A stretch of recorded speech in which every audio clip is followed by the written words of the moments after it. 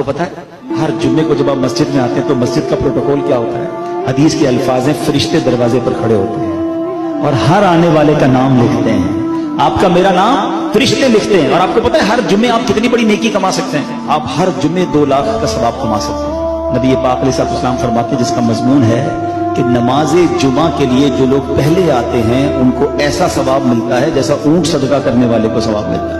फरमाया जो इसके बाद आते हैं वो ऐसे हैं जिनको गाय सदका करने का सवाब, उनके बाद आने वाले ऐसे हैं जैसे बकरी सदका करने का सवाब, फिर आने वाले ऐसे हैं जैसे मुर्गी सदका करने का सवाब, और फिर आने वाले ऐसे हैं जैसे अंडा सदका करने का सवाब। और जब इमाम खुतबे के लिए खड़ा हो जाता है तो जो फरिश्ते मस्जिद के दरवाजे पर आने वालों के नाम लिख रहे होते हैं अपना रजिस्टर बंद करते हैं और वो भी इमाम का खुतबा सुनने बैठ जाते हैं। कितने लोग हैं जो आते ही खुतबे के वक्त हैं आधा घंटा 40 मिनट पहले आ जाएं, इमाम साहब का बयान भी सुनने को मिल गया और ऊंट सदका करने का सवाब भी मिल गया।